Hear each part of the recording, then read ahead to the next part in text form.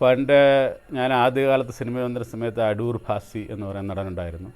ഞാൻ ആദ്യം കാരിയാർ സാറിൻ്റെ സഹായിയായിട്ട് നിൽക്കുന്ന ആദ്യത്തെ സിനിമയിൽ തന്നെ അടൂർ ഭാസി ഉണ്ടായിരുന്നു.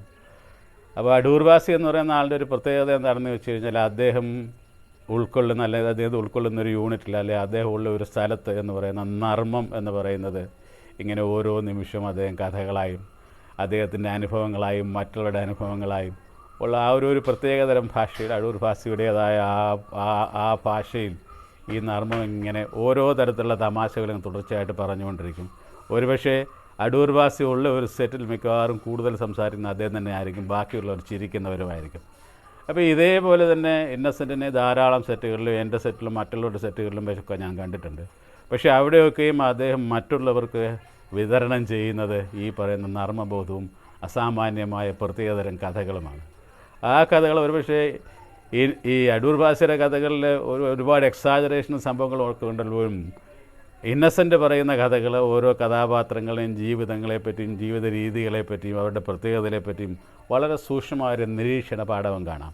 അപ്പോൾ അദ്ദേഹത്തിൻ്റെ ഇന്നസെൻറ്റിൻ്റെ ആ തമാശകൾ എന്ന് പറയുന്നത് ഒരുപക്ഷെ മനുഷ്യ നിരീക്ഷണത്തിൽ നിന്നുണ്ടായിട്ടുള്ളതാണ്.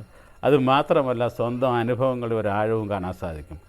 ആ നിലയിൽ എനിക്ക് ഒരുപക്ഷെ ഈ യഥാർത്ഥ ജീവിതത്തിൽ അദ്ദേഹം പറയുന്ന തമാശകൾ അല്ലെങ്കിൽ കഥകളെന്ന് പറയുന്നതിന് വളരെയേറെ ചാപ്ലിനിസ്ക് എന്ന ഇംഗ്ലീഷ് പദം കൊണ്ട് ഉപയോഗിക്കുന്ന പോലെ ഒരുതരം ചാപ്ലിൻസിനുകളുടെ ക്യാരക്ടറാണുള്ളത്. അപ്പോൾ ഇത് തന്നെ ഈ ജീവിതത്തിൻ്റെ ഈ അനുഭവങ്ങൾ അല്ലെങ്കിൽ ഈ പ്രത്യേകത തന്നെ അദ്ദേഹം സിനിമയിലും ഇങ്ങനെ എക്സ്റ്റെൻഡ് ചെയ്ത് കൊണ്ടുപോയിരിക്കുന്നത്. അപ്പോൾ ഇന്നസെൻ്റ് അഭിനയിക്കുന്ന കഥാപാത്രങ്ങൾ ഈ പറയുന്ന അദ്ദേഹത്തിൻ്റെ ജീവിതത്തിൻ്റെ തന്നെ ഒരു എക്സ്റ്റൻഷൻ പോലെ നമുക്ക് തോന്നാം. അപ്പോൾ അതിൽ ആദ്യമായിട്ട് എനിക്ക് പെട്ടെന്ന് ഓർമ്മ വരുന്ന കഥാപാത്രം മണിച്ചിത്രത്താഴിലെ ആ കഥാപാത്രമാണ്. പിന്നെ മറ്റൊന്ന് കിലുക്കം. ഇതുപോലെ എടുത്തു പറയാവുന്ന ധാരാളം സിനിമകളുണ്ട്. ഒരുപക്ഷെ ഇന്നസെൻ്റ് എന്ന് പറയുന്ന ഒരു പ്രത്യേക കാലഘട്ടത്തിൽ തീർച്ചയായിട്ടും മലയാള സിനിമയുടെ പ്രത്യേകിച്ചും മലയാളത്തിലെ കൊമേഴ്ഷ്യൽ സിനിമയുടെ ഒരു ഇൻ്റഗ്രൽ പാർട്ടായിരുന്നു. അപ്പോൾ ആ നിലയിൽ അദ്ദേഹം കാരണം he was so much of A star in that way. ഈ ഇന്നസെൻറ്റിൻ്റെ അദ്ദേഹത്തിൻ്റെ അഭിനയത്തിൻ്റെ പ്രത്യേകതയാണ് എനിക്ക് തോന്നിയിട്ടുള്ളത് എന്ന് പറയുന്നത് ഈ പറയുന്ന സ്വന്തം അനുഭവങ്ങൾ, രണ്ടാമത് അദ്ദേഹത്തിന് മാത്രം ഉപയോഗിക്കാവുന്ന ആ ഭാഷയുടെ ശക്തി, മൂന്നാമത് വളരെ സെറ്റിലായിട്ടുള്ള എക്സ്പ്രഷൻസ്. എനിക്ക് തോന്നുന്നത് ഈ കോമഡിയന്മാർ എന്ന് പറയുന്നത് ഓഫ് കോഴ്സ് ഇപ്പം നമുക്ക് പല തരത്തിലുള്ള കോമഡിയന്മാരുണ്ട്. ആദ്യം അടൂർ ഭാഷയുടെ കാര്യം ഞാൻ പറഞ്ഞു, അത് കഴിഞ്ഞിട്ട് ബഹദൂർ ഒരു കോമഡിയനായിരുന്നു. അത് കഴിഞ്ഞ് നമുക്ക് എക്കാലവും ഒരു കോമഡിയൻ എന്ന് പറയുന്ന ആളിന് ഒരു കോമഡിയൻ എന്ന് പറയുന്നതിനേക്കാളുപരി എനിക്ക് ജഗദീശ് ശ്രീകുമാറിനെ പറയാനിഷ്ടം ഒരു ഒന്നാം തരം നടൻ എന്നുള്ള രീതിയിലാണ്. പക്ഷേ ഇവരിൽ നിന്നൊക്കെ വളരെ വ്യത്യസ്തനായി ഉള്ള ഒരു എനിക്ക് തോന്നുന്ന ഒരു പക്ഷേ ഇന്നസെൻ്റ് ഒരു ക്രിസ്ത്യൻ പാരമ്പര്യം എന്ന് പറയുന്നത് ഇന്നസെൻറ്റിൻ്റെ തമാശയ്ക്ക് അല്ലെങ്കിൽ ജീവിതാവബോധത്തിനൊക്കെ ഒരുപാട് മാറ്റങ്ങൾ വരുത്തിയിട്ടുണ്ട്. അപ്പോൾ ഇവരിൽ നിന്നൊക്കെ വളരെ വ്യത്യസ്തനായ വളരെ ഡിസ്റ്റിങ്റ്റീവായിട്ടുള്ള ഒരു കോമഡിയനാണ് ഇന്നസെൻ്റ് എന്ന് എനിക്ക് തോന്നിയിട്ടുണ്ട്. ഇത്തരം ഒരു കോമഡി എന്ന് പറയുന്നത് ഒരുപക്ഷെ മറ്റാർക്കും ഇല്ലാത്തുള്ള സ്വന്തമായ ചില അനുഭവങ്ങൾ, ഈ അനുഭവങ്ങൾ അത് ദുഃഖകരമായ അനുഭവങ്ങളാണെങ്കിലും സന്തോഷകരമായ അനുഭവങ്ങളാണെങ്കിലും വളരെ ആഹ്ലാദത്തോടെ അല്ലെങ്കിൽ മനസ്സിൽ യാതൊരു കാപട്യവുമില്ലാതെ ജീവിതത്തെ നോക്കിക്കാണുന്ന ഒരു വ്യക്തിയാണ് അദ്ദേഹം. ആ നിലയിൽ ഇന്നസെൻ്റ് എന്ന് പറയുന്നത് എനിക്ക് വന്ന മലയാളത്തിൽ വളരെ പ്രത്യേകതയുള്ള വളരെ യുണിക്ക് എന്ന് പറയാവുന്ന ഒരു നടനാണ് എന്നെനിക്ക് തോന്നിയിട്ടുണ്ട്. അങ്ങനെ ദിവസങ്ങൾ തള്ളി നീക്കിക്കൊണ്ടിരിക്കുമ്പോൾ ഒരു ദിവസം ഞാൻ സുകുമാരൻ എന്ന് പറയുന്ന മരിച്ചുപോയ നമ്മുടെ സുഹൃത്ത് സുകുമാരനെ പരിചയപ്പെട്ടു. നിർമാല്യമൊക്കെ കഴിഞ്ഞ സമയത്താണോ അതോ ശംഖുഷ്പം കഴിഞ്ഞ സമയത്താണോ എന്ന് തോന്നുന്നു. അദ്ദേഹവും അതുപോലെ രവിമേനോൻ ഇവരൊക്കെ മോഹൻ്റെ റൂമിൽ വരികയും നിലമ്പൂർ ബാലൻ അങ്ങനെ ഇവരെയൊക്കെ പരിചയപ്പെട്ടു. അപ്പോൾ ഞാനിങ്ങനെ മനസ്സിൽ വിചാരിച്ചു ഇവരുടെയൊക്കെ പോലെ തന്നെ ഇനി ഞാനും ഒരു സിനിമാ നടനാവുമ്പോൾ ഉണ്ടാകുന്ന കാര്യങ്ങളൊക്കെ ഞാനും മനസ്സിലോർത്തു. അങ്ങനെ അവരെയൊക്കെ പരിചയപ്പെട്ടു. അപ്പോൾ ആ സമയത്ത് രവിമേനോൻ പറഞ്ഞൊരു ഉപദേശമുണ്ട്, അത് ഞാൻ ഇന്നും മനസ്സിനകത്ത് സൂക്ഷിച്ചിരിക്കുകയാണ്. അത് സത്യമാണെന്നാണ്. കാരണം ഒരു ഡോക്ടർമാരെക്കാളും എന്ന് വേണ്ട പലരും പറയുന്നതിനേക്കാളും അപ്പുറത്തുള്ളൊരു കാര്യമാണ് രവിമേനോൻ എന്ന് പറയുന്ന നടൻ അന്ന് എനിക്ക് പറഞ്ഞു തന്നത്. അദ്ദേഹം എന്നോട് പറഞ്ഞു, ഇന്നസെൻ്റെ ഈ കാലത്ത് എഴുന്നേറ്റിട്ടുള്ള കുളി നല്ലതല്ല. ഞാൻ ചോദിച്ചു അതെന്താ? ഇന്നസെൻ്റ് കുളിച്ച് കഴിഞ്ഞാൽ അപ്പം വിശന്ന് കഴിഞ്ഞാൽ എന്തെങ്കിലും ഭക്ഷണം കഴിക്കേണ്ടി വരും. അപ്പോൾ ഞാൻ ചോദിച്ചു അതിനെന്താ ചെയ്യുക? അതിന് കുളിക്കരുത്, അങ്ങനെ കിടന്നാൽ മതി ആ റൂമിൽ. അത് വളരെ സത്യമാണെന്ന് എനിക്ക് പിന്നീട് തോന്നി. നിങ്ങളും നോക്കിക്കോളൂ, കാലത്തേറ്റ് കുളിയൊക്കെ കഴിഞ്ഞ് ഒന്ന് ഫ്രഷായി കഴിഞ്ഞാൽ 2 ഇഡ്ഡലിയെങ്കിലും കഴിക്കണമെന്ന് തോന്നും.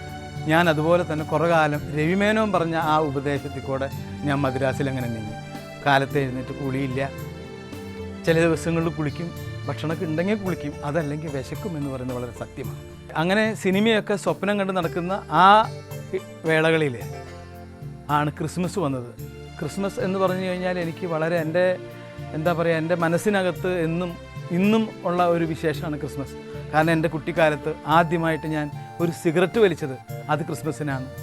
അതുപോലെ ആ രാത്രി ഉറക്കമൊളിച്ച് ആ ക്രിബ്, ആ പുൽക്കൂടിൻ്റെ അടുത്തിരിക്കുക നേരം വെളുക്കുന്നവരെ. അന്ന് വീട്ടിൽ നമ്മളെ വലിയ അന്വേഷണമൊന്നുമില്ല. അപ്പോൾ നമ്മൾ കൂട്ടുകാരായിട്ട് ഭയങ്കരമായിട്ട് ആഘോഷിക്കുന്നതാണ്. മാത്രമല്ല അത് കഴിഞ്ഞാൽ വീട്ടിലുണ്ടാകുന്ന സദ്യ, അതിനെ പറ്റിയിട്ടൊക്കെ ഓർത്തു. അങ്ങനെ ഞാൻ ആ ഉമാ ലോഡ്ജിൻ്റെ വരാന്തയിൽ വന്ന് നിന്നപ്പോൾ തൊട്ടടുത്തുള്ള ഫാത്തിമ ചർച്ചിൽ നിന്നും മണിനാദം കേട്ടു. എന്നുവെച്ചാൽ ക്രിസ്തു ഉണ്ണീശോ ജനിക്കുന്ന സമയം. ഞാൻ എൻ്റെ മനസ്സാകെ വിഷമിച്ചു. തൊട്ടടുത്തുള്ള വീടുകളിൽ പല സ്ഥലത്തും നക്ഷത്രങ്ങൾ തെളിഞ്ഞു.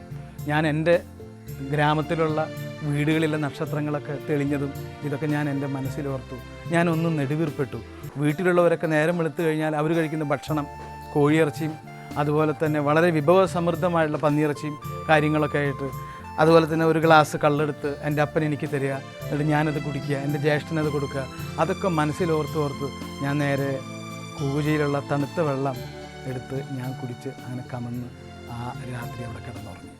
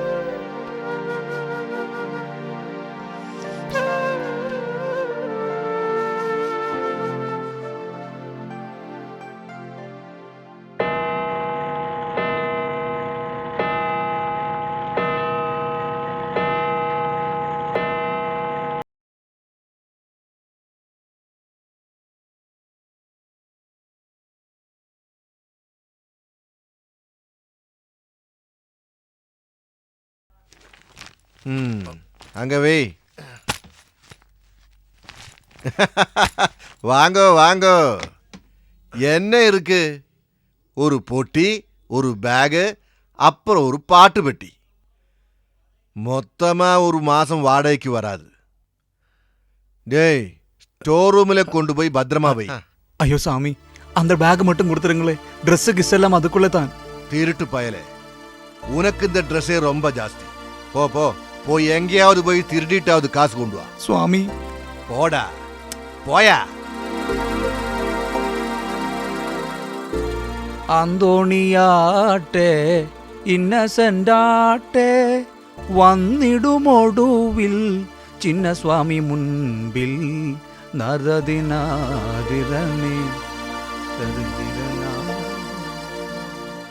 ഹലോ നടികർ തിലകം ഇന്നസെന്റ്, ഒരു നിമിഷം. ഒരു വാരം പൊറുത്താ ഉന്നോട് ഗതിയും ഇരുതാ. അതുക്ക് മുന്നാലെ മര്യാദ പണം കൊണ്ടുവാ.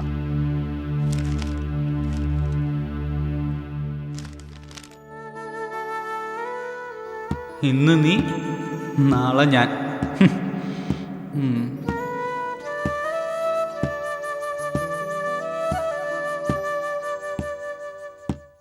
അങ്ങനെ ഈ സിനിമ ചാൻസൊക്കെ അന്വേഷിച്ച് നടക്കുമ്പോൾ ചിലപ്പോൾ റൂമിലൊക്കെ വന്നു കഴിഞ്ഞാൽ വൈകുന്നേരം തൊണ്ടവേദനയൊക്കെ വരും.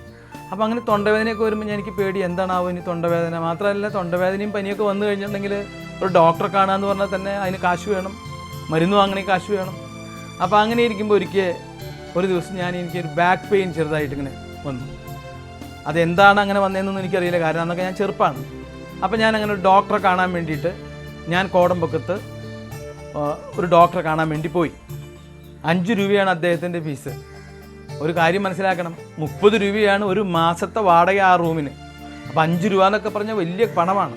അപ്പോൾ അത് ഞാൻ മോഹൻ്റെ കയ്യിൽ നിന്ന് വാങ്ങി. അങ്ങനെ 5 രൂപ ഡോക്ടറെ അടുത്ത് പോയി ഡോക്ടർക്ക് 5 രൂപ ഫീസ് കൊടുത്തു. കാര്യങ്ങളൊക്കെ പറഞ്ഞു. ഇപ്പോൾ ഡോക്ടർ പറഞ്ഞു, വെറുതെ ഇങ്ങനെ ഇരുന്ന് തിന്നാൽ അസുഖങ്ങൾ വരും, ഈ ബാക്ക് പെയിനൊക്കെ ഇതുകൊണ്ടാണ് വരുന്നത്, താൻ എന്തെങ്കിലുമൊക്കെ ചെയ്യണം. അപ്പോൾ ഞാൻ പറഞ്ഞു, ഞാൻ എന്താ ചെയ്യേണ്ടത്? താൻ ഒരു 2 കിലോമീറ്ററെങ്കിലും ഒരു ദിവസം നടക്കണം, അങ്ങനെയാണെങ്കിൽ തനിക്ക് ഈ അസുഖമൊന്നും ഉണ്ടാവില്ല. അപ്പോൾ ഞാൻ മനസ്സിലോർത്തു, ഇയാളൊക്കെ എന്ത് MBBS പാസ്സായി. കാരണം ഞാൻ ഒരു ദിവസം 10-16 കിലോമീറ്റർ ഓരോരോ പ്രൊഡക്ഷൻ ഓഫീസുകൾ കയറി നിരങ്ങുന്ന എന്നോട് ഇനി 2 കിലോമീറ്റർ നടക്കാൻ പറഞ്ഞപ്പോൾ എനിക്ക് ഇതിന് ഈ പറഞ്ഞ പോലെ ഈ ഡോക്ടറിലുള്ള വിശ്വാസം വരെ പോയി എന്നുള്ളതാണ്.